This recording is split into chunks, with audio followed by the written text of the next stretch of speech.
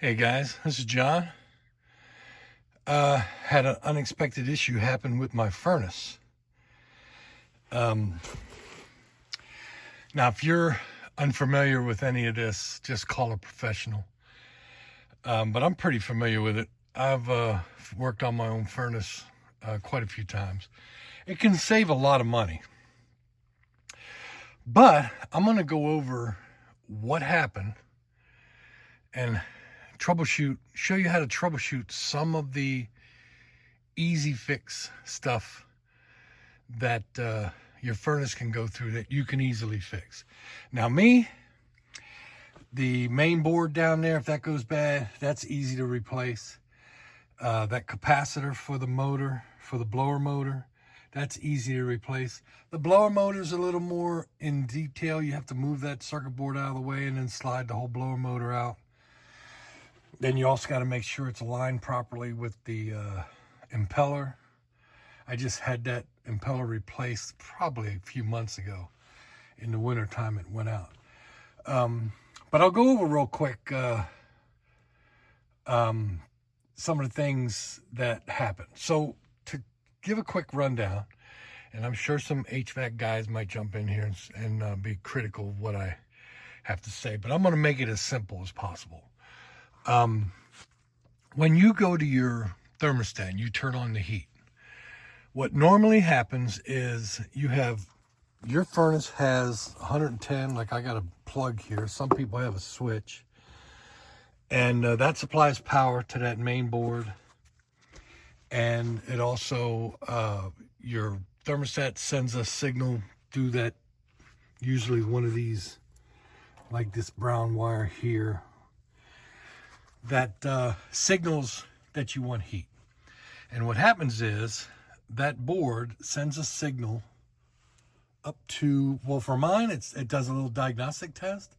Mine is an Infinity or Carrier Infinity multi-zone system. So when it triggers on, it goes through some diagnostics, and you'll hear some of the, I don't know what they call them, baffles or things that close off sections. They'll all open. I'll hear a bunch of clicking noises. And then what will happen is it will turn on this inducer exhaust fan. It's this thing right here. It should turn freely if there's no power to it. So it'll turn that on, and what that normally does is it pressurizes the system, and it's meant to evacuate carbon monoxide gas. Once the system has airflow and is pressurized, this little pressure switch over here gets triggered, and that turns around and tells the board, hey, I got exhaust, I got pressure, go ahead and light the system up. And then normally right between those two right there, there's an igniter that will turn bright yellow. Mine was only coming on to like an orange. And then once it gets hot enough, it sends a signal up to this gas valve to go ahead and start sending gas. And then gas will go through, and if everything's good, it should ignite. And then over here, that little thing right there is your flame sensor. That'll check to make sure you have a flame. If it is, then the blower will come on and it'll start heating your house. Mine, I was getting, everything was coming on. The igniter would come on, but it would only get like an orange, and I'd get no ignition. Now, that doesn't necessarily mean that there's a problem with the igniter. It could be the igniter or the gas valve. And your flame sensor over there, not recognizing a flame, would shut the system back off. With mine, after 3 times, it will trigger this on-off switch to off as a safety feature, so it doesn't keep doing it over and over and over again. So once I found out while the system was on, I was getting no heat, I came up, took my cover off, and first thing I noticed is that switch was off. So instead of thinking, who turned that switch off? I thought something is triggering the gas valve to shut off. So I turned it on. All you do is come in and just turn the switch on, and then plugged everything up, and then hit the safety switch right here and watched it. And sure enough, I heard the zone baffles do their thing. I saw the inducer motor come on. I saw you can hear the pressure switch. Then all of a sudden I saw the igniter, and then no gas. I mean, no flame. And it did this 3 times and then shut off. So now, after it did that, down here at the bottom, see if I can slide in here. There's a small LED light. That little red light right there. You also see that 3 amp fuse, that purple fuse. I checked that too. But when you hit that safety switch and you start hearing things happening and that inducer motor comes on, nothing's wrong with that fuse. But after it did that, I saw that red light. It flashed 3 times fast and then 4 times slow. That's a code 34. Now, sometimes your system might have the codes listed up here, might have them on the back of the panel, might have them in there, might have them on the front. I had them nowhere. But luckily, whoever installed this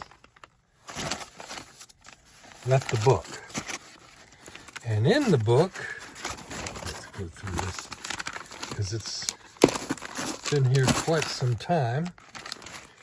I have to find it. I know somewhere in here. I may not be able to find it. Somewhere in here there's a list of the codes. And it will tell you. In my case, it said, I think I might have found it. In my case, it said igniter. I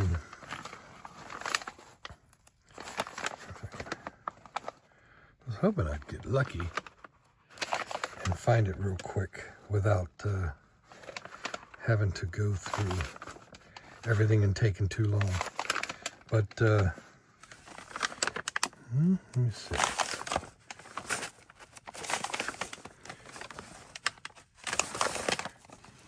Man, I wish they wouldn't just make it difficult to find it.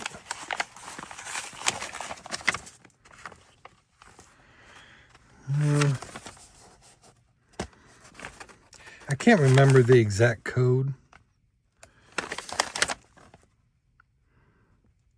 For casing width. Nope.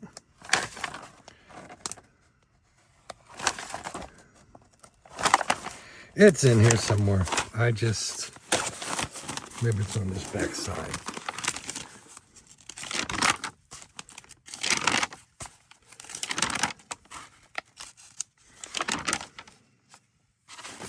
Nope.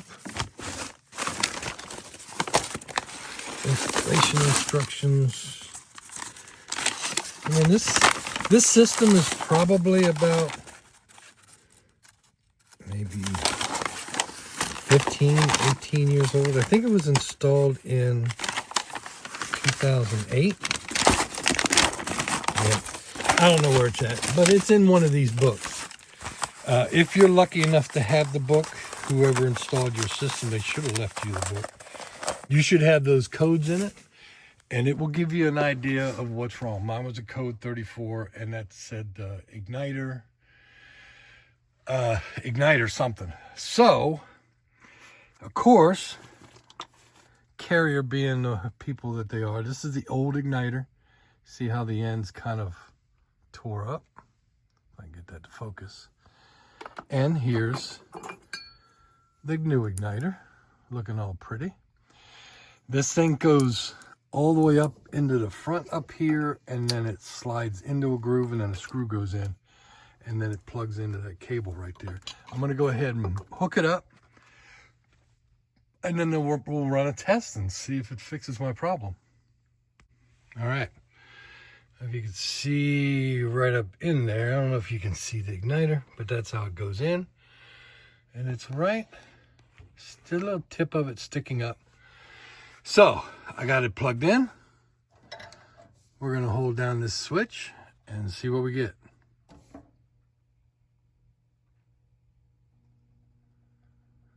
There's some clicking noises.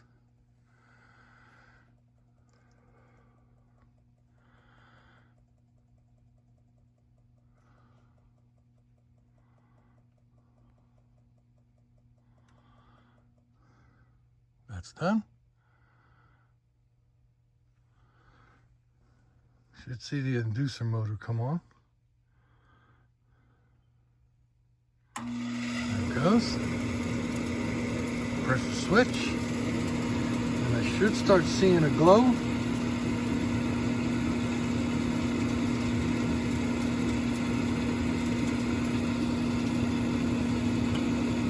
There's a click.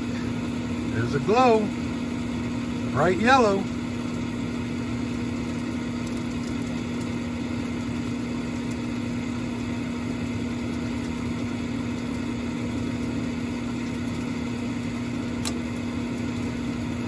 I think that's gas. I got flame. Now the flame sensor should make sure that there's a flame, and then you'll hear the blower come on.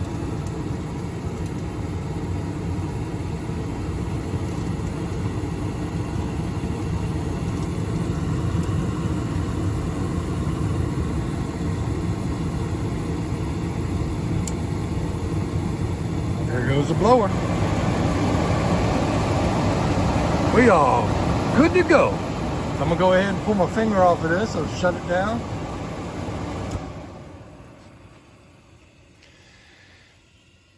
And then I'll go ahead and put the cover back on.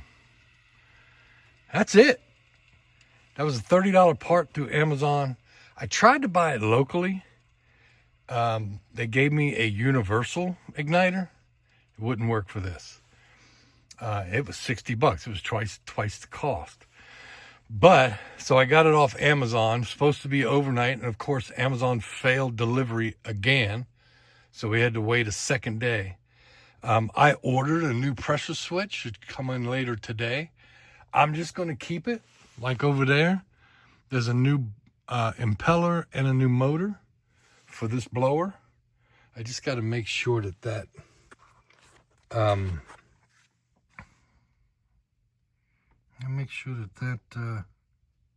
it's a 10 microfarad capacitor, matches what's needed for that motor.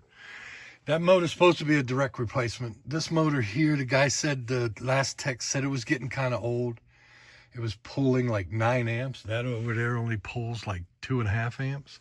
So it's a more updated motor. Like I said, it was put in 2018 or 2008. So it's, what, 16 years old?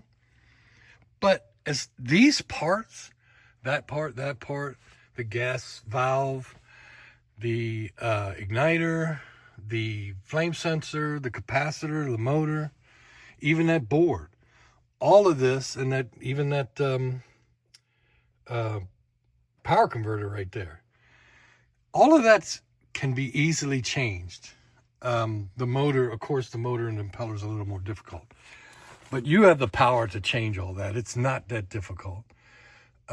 Now, when you start getting into up top here is where the air conditioning condenser coil is. I had them come in and replace them last year. One of them was leaking. I figured they're both, old. So let's go ahead and replace them both. So that should give me another 10 years on the coolant side, other than the compressor. I replaced the fan motor outside. So the only thing left on the cooling side is the compressor outside. And those should last a really long time because they're sealed units. So if you have any questions, hit me up. You have any suggestions? I don't have a problem with criticism. and subscribe. I'll talk to y'all later.